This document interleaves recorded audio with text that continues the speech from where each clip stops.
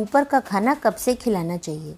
अधिकतर लोगों ने सुना होगा कि जब बच्चा 6 महीने का पूरा हो जाए तो ऊपर का खाना शुरू कर सकते हैं। ये 6 महीने का time hard and fast rule नहीं है। सबसे पहले ये जानते हैं कि ये 6 महीना कहाँ से आया। ये देखा गया है कि 6 महीने पूरे होते होते मदर मिल्क का आउटपुट कम होने लगता है और बच्चे की डिमांड को पूरा नहीं कर पाता है।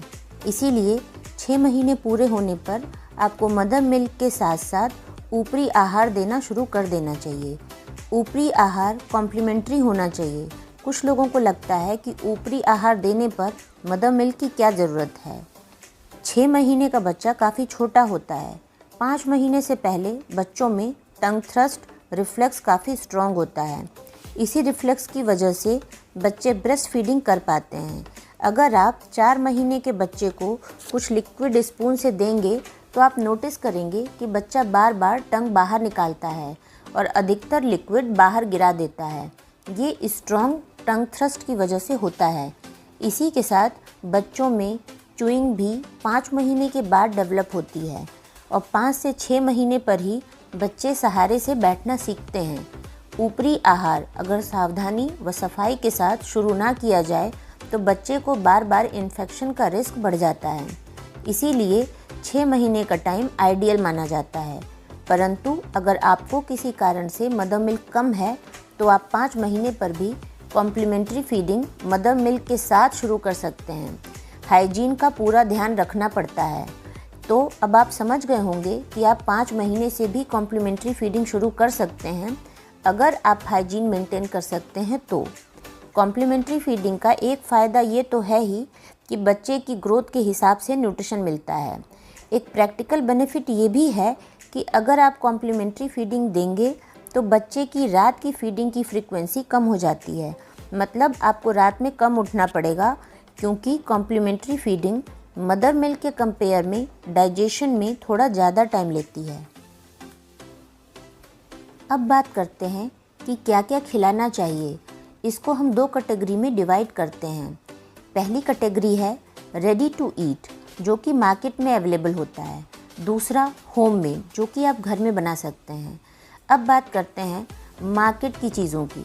मार्केट में काफ़ी तरह के कॉम्प्लीमेंट्री फीडिंग प्रोडक्ट अवेलेबल हैं जैसे Cerelac, Farex, Happa, tiny spoons, first bite etcetera.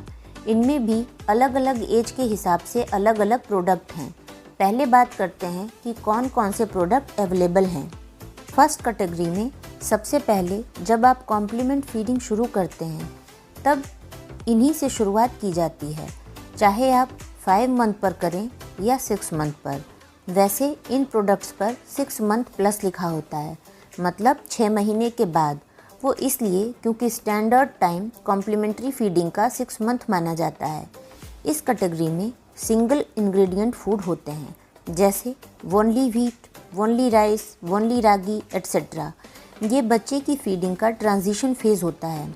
इससे पहले बच्चे की फीडिंग पूरी तरह से लिक्विड यानी मिल्क होती है और जब आप कॉम्प्लीमेंट्री फीडिंग देना शुरू करती हैं तो उसका टेक्सचर मिल्क से थोड़ा सा ही थिक होना चाहिए क्योंकि 5 से 6 महीने पर च्यूइंग और स्वॉलोइंग की आदत ठीक से डेवलप नहीं होती है।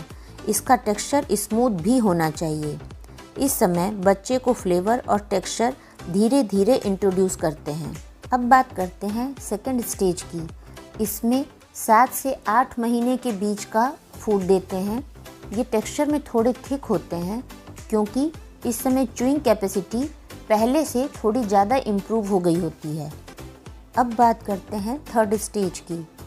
इसमें 8 मंथ प्लस वाले आते हैं। 8 महीने तक बच्चों में च्यूइंग और स्वॉलोइंग की कैपेसिटी पहले से इम्प्रूव हो चुकी होती है।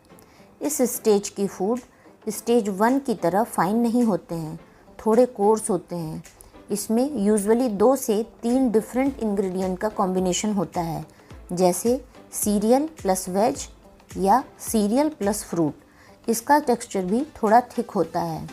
8 महीने पर बच्चा बिना सहारे के बैठने लगता है और स्पून फीडिंग की तरह शिफ्ट होने लगता है। अब बात करते हैं इसके बाद वाले स्टेज की। इसमें 10 मंथ प्लस वाले बच्चे आते हैं।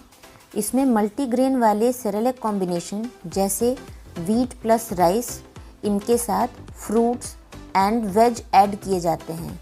इनका टेक्सचर सेमी सॉलिड होता है क्योंकि बच्चे में अब तक च्यूइंग और स्वॉलोइंग काफ़ी इम्प्रूव हो चुकी होती है।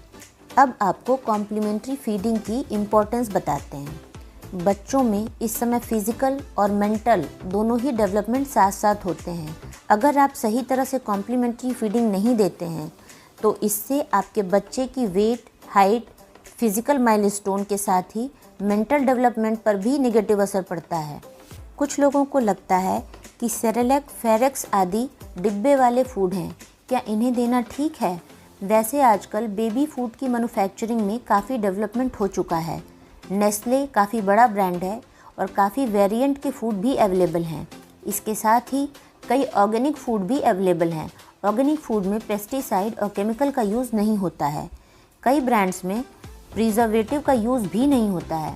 इसीलिए जब आप परचेस करें तो इंग्रेडिएंट को ध्यान से पढ़ लें।